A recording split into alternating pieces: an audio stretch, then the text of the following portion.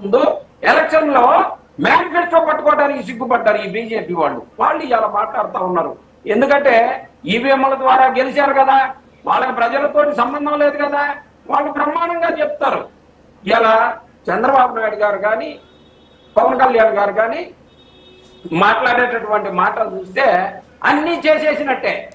ఎవరైనా మాట్లాడితే నాలుక అని చంద్రబాబు నాయుడు గారు ఆపుతారు. ఇక పవన్ కళ్యాణ్ గారు మాట్లాడేటటువంటి మాటలు కొడకలు, లేకపోతే వాళ్ళ నాయకులు నిన్న బంతం నానాజీ గారు మాట్లాడుతూ ఉన్నారు.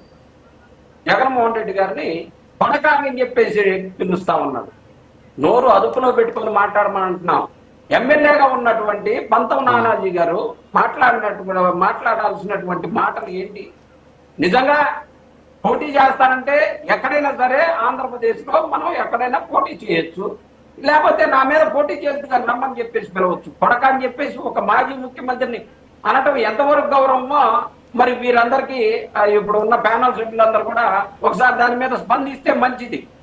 ఇలాంటి ఇప్పుడు జరుగుతున్నటువంటి మర్డర్లు కానీ పోలీసులు మర్డర్లు చేసేటటువంటి పరిస్థితి అని వింటున్నాం. ఇప్పుడు విజయవాడకు సంబంధించినటువంటి కేసులకు సంబంధించి అది మర్డరా లేకపోతే లాకప్ డెత్తా లేకపోతే కనీసం ఆ తల్లి అడిగేటటువంటి బూడిదలు కూడా అందించలేనటువంటి ప్రభుత్వం ఇది. అలాంటి ప్రభుత్వానికి ప్రోగ్రెస్ రిపోర్ట్ అంటారు. ఏంటి ప్రోగ్రెస్ రిపోర్ట్? అంత గుండు సున్నా మీకు ప్రోగ్రెస్ రిపోర్ట్. అంతకు మించి మీరు చేసింది ఏమీ లేదు. ప్రతిదీ మోసపు మాటలు, దగా మాటలు అన్ని ఇవే కదా మీరు చెప్పేది. విజయవాడలో ఇంకొక మనిషి కూడా చనిపోయినటువంటి పరిస్థితి. అలాగే పోలీస్ శాఖ సూసైడ్ చేసుకొని తెనాల్లో ఒక అమ్మాయి చనిపోయినటువంటి పరిస్థితి. కర్నూలుకు సంబంధించి ఒక మనిషి చనిపోయినటువంటి. ఏంటి ఈ పోలీస్ శాఖలో ఏం జరుగుతుంది? నలుగురు సూసైడ్ చేసుకున్నటువంటి పరిస్థితి. ఒక అతన్నేమో వీళ్ళే లాకప్ డెత్ జరిగినారని చెప్పేసి జరుగుతా ఉన్నది. అదంతా కూడా రేపు 29వ తారీఖున వాళ్ళు చూపిస్తా ఉన్నారు. ఇది మీ ప్రోగ్రెస్ రిపోర్ట్ ఇది సార్.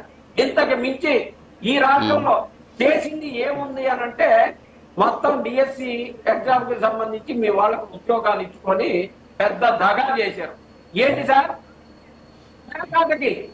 టీచర్ ఉద్యోగం ఇచ్చినటువంటి గొప్ప మీ ప్రభుత్వం సార్. అదే సార్. చిన్నపరెడ్డి గారు అదే. ఇప్పుడు సరే, ఇప్పుడు ఆ నిజాలు చెప్పడమే ప్రోగ్రెస్ రిపోర్ట్ కాదు సార్. ప్రోగ్రెస్ రిపోర్ట్ అంటే అదే. ఇప్పుడు ప్రోగ్రెస్ రిపోర్ట్ అంటే అదే. ఇప్పుడు మీరు చెప్పారు కదా, పిల్లని కొట్టి చంపేస్తున్నారు లాకప్లో, ఆ తల్లి వచ్చి బూడిద ఇవ్వమనింది. సో తర్వాత అక్కడ ఇంకొక మహిళ చనిపోయింది, ఇంకొకరు సూసైడ్ చేసుకున్నారు అతని బాధలు తట్టుకోలేక అని చెప్పేసి మీరు చెప్పారు కదా. సో వీటన్నిటి మీదే వాళ్ళు ప్రోగ్రెస్ రిపోర్ట్ ఇస్తారు. డిఎస్సి మీద ఇస్తారు. డిఎస్సి మీద ఆల్రెడీ చెప్తున్నారు. చెప్పినా మీకు అర్థం కావట్లేదు, అర్థం చేసుకోవట్లేదు. సో ఇంకా ఏం చేస్తారు? ప్రజలకన్నా చెప్పుకోవాలి వాళ్ళు పోయి. సో ఇప్పుడు మీరేమంటున్నారు? డిఎస్సిలో అక్రమాలు జరిగాయి. ఎక్కడ